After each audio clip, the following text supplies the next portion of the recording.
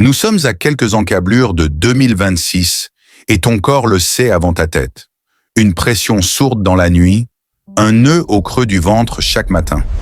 Quelque chose doit bouger, mais tu n'as toujours pas mis le doigt dessus. Tu te réveilles avec cette même rengaine qui tourne en fond sonore. Cette fois, ça va être différent. Tu te jures que tu vas enfin passer à l'essentiel, que tu ne vas plus reculer devant ce qui compte vraiment. Combien de fois t'es-tu servi ce discours déjà ? Ce qui se joue en ce moment, c'est une transaction silencieuse avec l'année qui vient. Tu lui demandes gentiment de patienter pendant que tu finis de peaufiner tes raisons de ne rien changer tout de suite. Tu te dis que tu te prépares, que tu poses les bases d'un grand bon futur. En réalité, tu achètes du temps pour rester exactement là où tu es. Le hic, c'est que 2026 ne signe pas ce genre de contrat. Elle va débarquer avec ses imprévus, ses portes qui s'ouvrent brièvement, ces instants où tu devras décider si tu continues à être la version actuelle de toi ou si tu deviens enfin celle que tu prétends vouloir être depuis des années. Aujourd'hui, je vais te mettre face aux vrais freins qui te paralysent depuis des mois, parfois des années. Pas les grandes résolutions creuses que tout le monde plaque sur janvier avant de les oublier en février. Je parle des chaînes invisibles, ces mécanismes qui te font toujours reculer au dernier moment, ces mensonges doux que tu te répètes sur tes priorités, ces petites capitulations quotidiennes qui finissent par peser des tonnes. Tu vas comprendre pourquoi tu repousses sans cesse les décisions qui changeraient vraiment la donne et comment faire de ces dernières semaines de 2025 un vrai tremplin plutôt qu'un énième prologue. Parce que soyons clairs, si tu continues à prétendre que les choses vont se régler d'elles-mêmes, 2026 sera une copie conforme de 2025, avec juste un chiffre différent sur le calendrier. Tu le sens déjà, cette vérité qui gratte. Tu passes ton temps à empiler les justifications comme des médailles. Sans t'en rendre compte, tu es devenu champion olympique du « je commence lundi ». Pourquoi lundi ? Parce que ça fait propre, symbolique, presque sacré. Tu as besoin que ton changement ressemble à un événement bien rangé, avec un début net et une légitimité apparente. Combien de lundis as-tu ainsi brûlé sur l'autel de cette superstition ? Combien de 1er janvier parfaits as-tu laissé passer en attendant l'alignement des astres ? La vérité brutale, c'est que tu ne te prépares pas à gagner. Tu te prépares à avoir des excuses en or massif si tu perds. Et pendant ce temps, 2026 avance avec son paquet tout neuf d'opportunités que tu risques de transformer en nouveau stock d'alibi si rien ne bouge dès maintenant. Quand tu penses à tes objectifs, tu vois une version floue et idéalisée de toi dans quelques mois. Plus solide, plus constant, enfin capable de faire ce que tu n'arrives pas à faire aujourd'hui. Tu déposes tous tes espoirs sur ce sosie héroïque qui existera un jour. Ce que tu fais là s'appelle remettre ses rêves entre les mains d'un inconnu. Tu appelles ça stratégie. Moi, j'appelle ça procrastination maquillée en sagesse. Tu te dis que tu réfléchis, que tu mûris le projet, que tu te mets en condition. En réalité, tu supplies ton futur de porter le fardeau que tu refuses aujourd'hui. Tu crois dur comme fer que dans quelques mois, tu seras soudain plus vaillant. Arrête. Dans quelques mois, tu seras exactement le même, avec les mêmes frayeurs et les mêmes réflexes d'évitement, juste un peu plus vieux et un peu plus amer.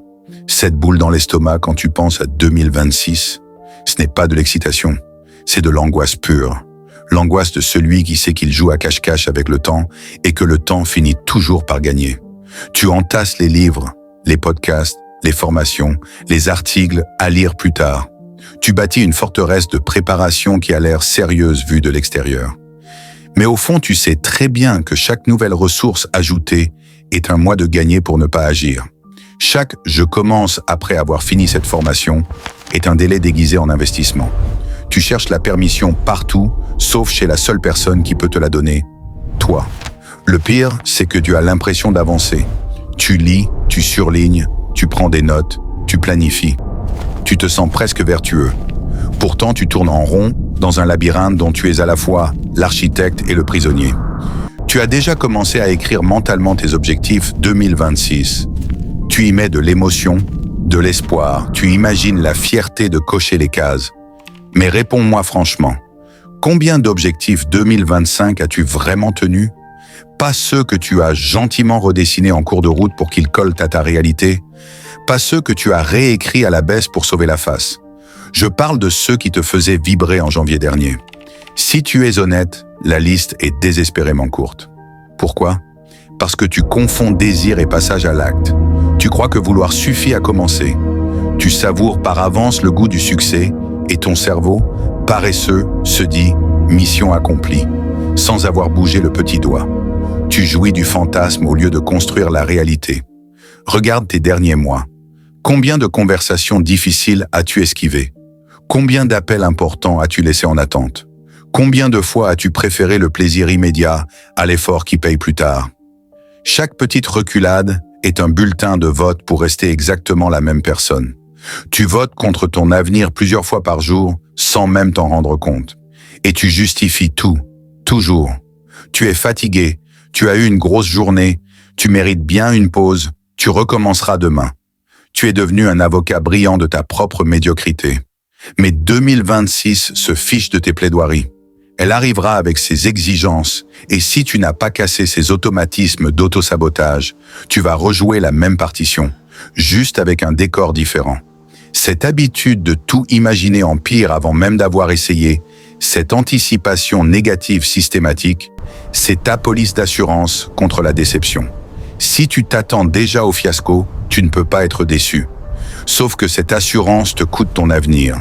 Tu programmes ton cerveau à voir les problèmes avant les solutions, les obstacles avant les portes. Tu as brisé tellement de promesses envers toi-même que tu ne te fais plus confiance. Chaque objectif devient une source d'anxiété plutôt que d'énergie parce que tu sais, au fond, que tu risques de te planter encore une fois. Tu procrastines pour ne pas avoir à confirmer cette peur. Tu préfères l'incertitude confortable au risque d'une nouvelle preuve de ton inconstance. Résultat, tu deviens allergique à l'effort soutenu. Ton système nerveux s'est habitué au confort instantané et panique dès qu'il faut tenir sur la durée. Tu attends que la vie devienne plus clémente pour enfin vivre, mais la vie ne devient jamais plus clémente. Elle change de forme, c'est tout. Si tu n'apprends pas à avancer dans l'inconfort, tu passeras ton existence à attendre un meilleur moment qui n'arrivera jamais. Si tu continues comme ça, 2026, 2027, 2028 se succéderont et tu te retrouveras un jour à regarder en arrière avec ce goût de cendre dans la bouche, des décennies passées à préparer une vie que tu n'as jamais osé vivre. Tu veux éviter ce cauchemar? Alors arrête de marchander avec ton futur. Le changement ne viendra pas d'un miracle calendaire. Il viendra d'actions répétées, même minuscules, même imparfaites, même sans envie. Tu n'as pas besoin d'être différent pour commencer. Tu as besoin de commencer pour le devenir. L'action crée la motivation, jamais l'inverse. Ton identité actuelle, celui qui reporte toujours à lundi, est plus forte que tous tes objectifs. Tant que tu te définiras comme quelqu'un qui va changer, tu resteras quelqu'un qui ne change pas. La révolution, c'est de passer du futur au présent. Je ne suis pas quelqu'un qui va agir, je suis quelqu'un qui agit. 2026 récompensera les acteurs, pas les penseurs. Les fenêtres d'opportunité se ferment plus vite qu'avant. Celui qui hésite perd. Ta vitesse d'exécution va devenir ton seul vrai avantage. Ces 30 derniers jours de 2025, utilise-les comme terrain d'entraînement. Choisis 3 actions que tu repousses depuis trop longtemps. Une conversation, une démarche, un premier pas. Et fais-les, même mal, même à moitié, sans enthousiasme. Juste fais-les. Tu n'as pas besoin d'être inspiré, tu as besoin d'être fiable. Le monde regorge de gens brillants qui rêvent grand et n'agissent jamais. Il manque cruellement de gens ordinaires qui font ce qu'ils disent, quand ils le disent. Deviens cette personne-là. 2026 n'attend pas les motivés du 1er janvier. Elle attend ceux qui ont déjà commencé en décembre, ceux qui ont arrêté de négocier avec eux-mêmes. Si tu es encore là après tout ça, c'est que tu fais déjà partie de ceux qui vont changer. Tu viens d'écouter des vérités que la majorité fuit toute leur vie. Tu n'as pas cliqué ailleurs. Ça veut dire que tu as déjà le muscle le plus rare, celui de rester quand ça devient inconfortable.